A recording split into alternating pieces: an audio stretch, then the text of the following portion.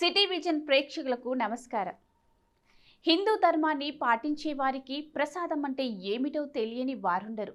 ప్రత్యేకంగా చెప్పనవసరం లేదు. ప్రసాదం అంటే భగవంతునికి నైవేద్యంగా సమర్పించి తీసుకునే ఆహార పదార్థమని చాలామంది భావిస్తారు. దేవుని సేవలో తరించి మనకు లభించిన ప్రతి అణువు మహాప్రసాదంగానే భావించాలని శాస్త్రం చెప్తోంది. ప్రసాదంలో ఎన్ని రకాలున్నాయని తెలిస్తే ఆలోచిస్తూ ఆశ్చర్యపోతారు. శాస్త్రాల్లో అసలు ప్రసాదాల విషయం గురించి, ఆ ప్రసాదాలు ఎన్ని రకాలుగా ఉంటాయో తెలుసుకుంటే అవునా అనుకోకుండా ఉండరు. నేటి భాగంలో అవేమిటో తెలుసుకుందాం. ప్రసాదాన్ని సమర్పించడం మనకు మానసిక సంతృప్తి ఇవ్వడమే కాక అనేక కోరికలను కూడా తీరుస్తుంది. 1. తీర్థ ప్రసాదం. పంచామృత అభిషేక తీర్థం, పానకం, జల తీర్థం, కషాయ తీర్థం. 2. పత్ర ప్రసాదం. తులసి, మరువం, దవనం, బిల్వపత్రం, షమి, గరిక, కుష, పాటలి, సింధువార పత్రం. 3. భక్ష్య ప్రసాదం. వడలు, దోసెలు, లడ్డూలు, బొప్పట్లు, అరిసెలు, కేసరి, పాలకోవా, చెకోడీలు మొదలైనవి. 4. కుంకుమ ప్రసాదం. కుంకుమ, పసుపు, సింధూరం, గోపీచందనం, రక్తచందనం, అంగార అష్టగంధం, చాదు, తిరుమణం, శివగంధం మొదలైనవి. 5. పుష్ప ప్రసాదం.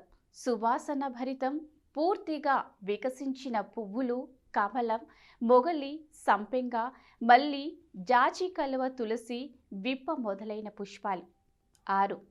అన్న ప్రసాదం. నీతి అన్నం, చిత్రాన్నం, పులిహోర, దద్దోజనం, పెరుగన్నం, కారపు అన్నం, పాయసాన్నం, పులగం మొదలైనవి. 7. ఫల ప్రసాదం. అరటిపండు, మామిడి, దానిమ్మ, సపోటా, నేరేడు, కమల, యాపిల్, ద్రాక్ష, జామ, అంజీర మొదలైనవి. 8. వస్త్ర ప్రసాదం. అమ్మవారికి చీర, స్వామికి పంచె, శాలువ సమర్పించాలి. 9. రక్షా ప్రసాదం. నవగ్రహ పీడకు రక్ష, హోమరక్ష, దీపరక్ష. 10. గంధ ప్రసాదం. శ్రీగంధపు చెక్క, శ్రీగంధ తిలకం. 11. ఆభరణ ప్రసాదం. కొత్త బంగారు ఆభరణాలు, వెండి ఆభరణాలు మొదట దేవుడికి సమర్పించి ధరించాలి. 12. అక్షత ప్రసాదం. పసుపు అక్షంతలు, సువర్ణ మంత్రాక్షంతలు, మంత్రాక్షంతలు. 13. లేపన ప్రసాదం. తైల లేపనం, నవనీత లేపనం, అన్న లేపనం, మృతికా లేపనం. 14. మృతికా ప్రసాదం. పుట్టమన్ను, మట్టి ఉండ. 15. నేత్ర ప్రసాదం అంటే కన్నుల ప్రసాదం.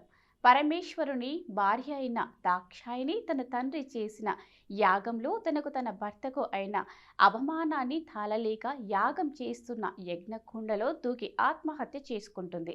ఈ స్థలాన్ని మనం హరిద్వార్లోని సతీకుండం దగ్గర చూడవచ్చు. ఈ విషయాన్ని విని పరమేశ్వరుడు తన భార్య దాక్షాయిని దేవి నిర్జీవ శరీరాన్ని భుజానికి ఎత్తుకొని భూప్రదర్శన చేస్తున్న సమయంలో విష్ణువు చూసి తన సుదర్శన చక్రంతో సతీదేవి శరీరాన్ని తన యోగ మాయచి 64 భాగాలుగా చేస్తాడు. కొందరు 108 అని అంటారు. దేవి ఒక్క భాగం ఒక్కో ప్రదేశంలో పడతాయి. వాటికి శక్తి పీఠాలని ప్రతీతి. సతీదేవి నయనాలు అంటే కళ్ళు పడిన ప్రదేశమే. హిమాచల ప్రదేశంలోని నయనదేవి మందిరం. ఈ నయనదేవికి పండ్లు, పూలతో పాటు కన్నులను తీసుకొని వెళితే వాటిని దేవికి తాకించి భక్తులకు కన్నులను ప్రసాదంగా ఇస్తారు. ఈ క్షేత్రంలోని దుకాణాలలో ఇత్తడి, వెండి, బంగారు కన్నులను విక్రయిస్తారు. 16. మాంస ప్రసాదం. సాత్విక, రాజస, తామస దేవతల్లో విభాగాన్ని బట్టి 3 రకాలుగా నైవేద్యాలు ఉంటాయి. క్రూర, రౌద్ర, క్షుద్ర దేవతలకు రాజస, తామసమైన ఆహారాన్ని నైవేద్యంగా ఉంచుతారు. సాత్విక దేవతల ఆహారానికి నైవేద్యం అని పేరు. రాజస మరియు తామస దేవతల ఆహారానికి బలి అని పేరు. ఈ విధంగా భక్తులు భగవంతుడికి పదార్థాలు, పూలు, పళ్ళు, ఆకులు, వస్తువులు, ద్రవ్యాలు ఇలా సమర్పించినవన్నీ స్వామి కరుణా కటాక్ష వీక్షణలతో నివేదించినవన్నీ మహాప్రసాదంగా మారతాయి. భక్తులు వాటిని స్వీకరించి భగవంతుని అనుగ్రహానికి పాత్రులై ఆయురారోగ్యాలతో సుఖ సంతోషాలతో ఉంటారు. ఇది భక్తుల అంచలంచల భక్తి విశేషం. మరో భాగంలో మరో మంచి విషయంతో మళ్ళీ కలుసుకుందాం.